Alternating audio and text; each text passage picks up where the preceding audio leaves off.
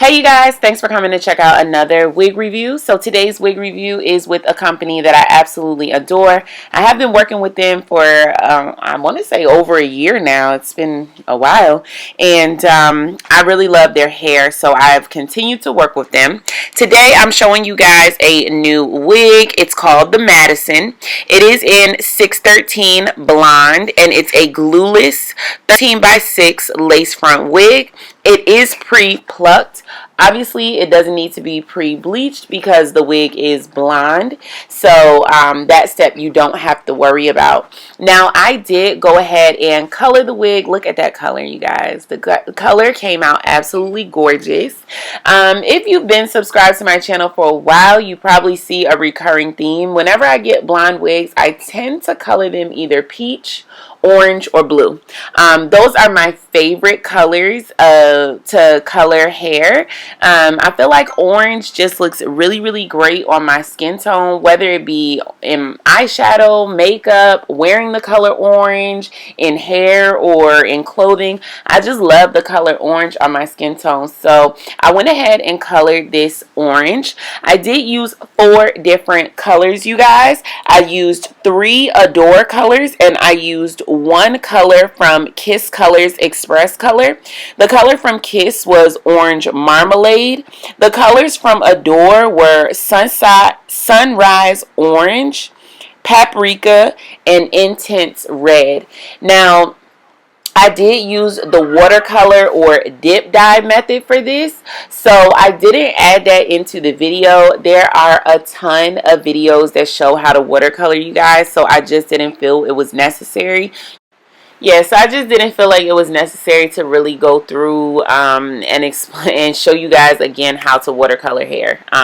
It's pretty much self-explanatory. Now, the quantities of hair dye that I used was all just a half a bottle.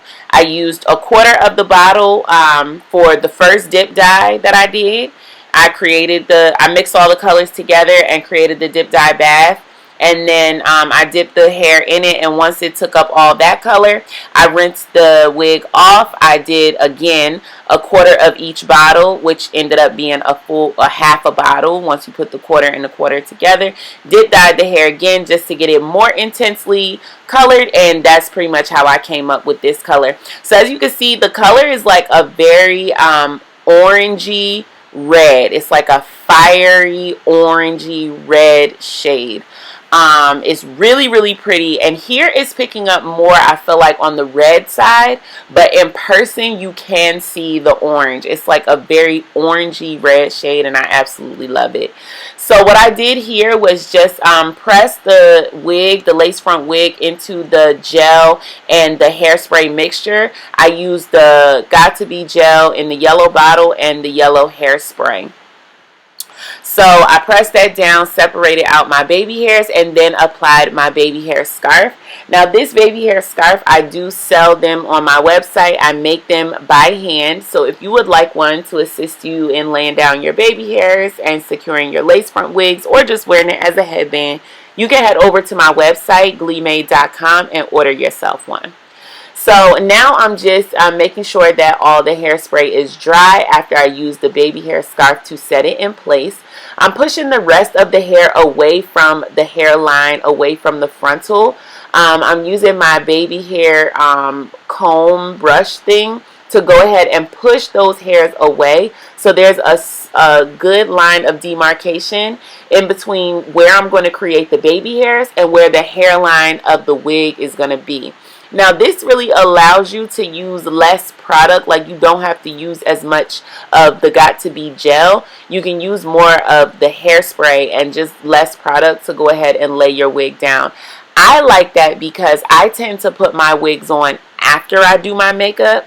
I don't know why it always works out that way, but I always tend to do my makeup first. And I find that if you style your lace front in this way, you can do your makeup first, and your wig does not pick up all the makeup off of your face when you do it this way. So I added a little more hairspray to go ahead and make sure that the hairline is pushed back and is going towards the back. Now I'm going to go ahead and start dealing with the baby hair section.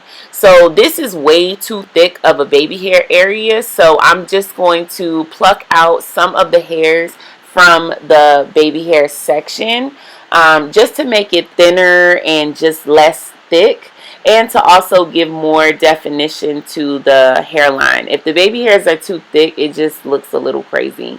So I use my finger to do this. You can also use a tweezer to do this part, but I just find that it's faster using your fingers. Now be careful when you're using your fingers with this, because if you pull too many hairs at one time, you can rip a hole in your lace, and you can also start to lift up your lace, because you only use gel and hairspray to hold it down. So just try to be a little gentle when you're doing that step. Go ahead and cut your baby hairs. I probably could have cut them a little shorter. A lot of people say 1.5 inches for your baby hairs, but I think like a little less than 1 inch is probably the perfect length for your baby hairs. A little less than 1 inch. This still ended up being a lot of baby hairs, you guys, so you definitely can pluck more away than what I did.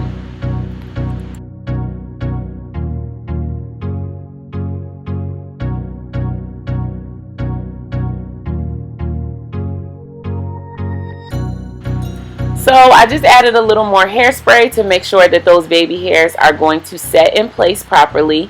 I went ahead and put my baby hair scarf on one more time, but this time I'm bringing it from the back to the front so that I can really place it where I need it to be, because now I'm going to start styling the hair, and you want to make sure that the scarf is literally just right at the front of the perimeter of your hairline, and that the rest of your hairline is able to be styled and the rest of the hair is freely moving.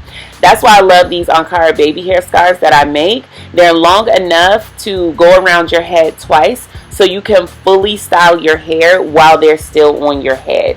I also like them because they're cotton. You can wash them easily and they don't start to fray, and the quality doesn't go down with more and more washing.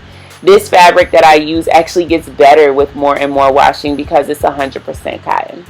So I went ahead and laid down those flyaways using some hairspray and some mousse. Now, the reason why this bob is so nice and fluffy, I did blow dry this after I washed it and dyed it. I did blow dry it with a roller brush. If you want your bob to be nice and flowy and bouncy and soft and moving a lot with a lot of volume, you want to use a blow dryer that has a brush attachment, or you want to blow it dry with a blow dryer and a brush that you can hold. It will give you so much more volume than just blow drying your hair with a comb or allowing your hair to just air dry. Now, I do allow my curly wigs to air dry, but for straight units, I love to use the brush.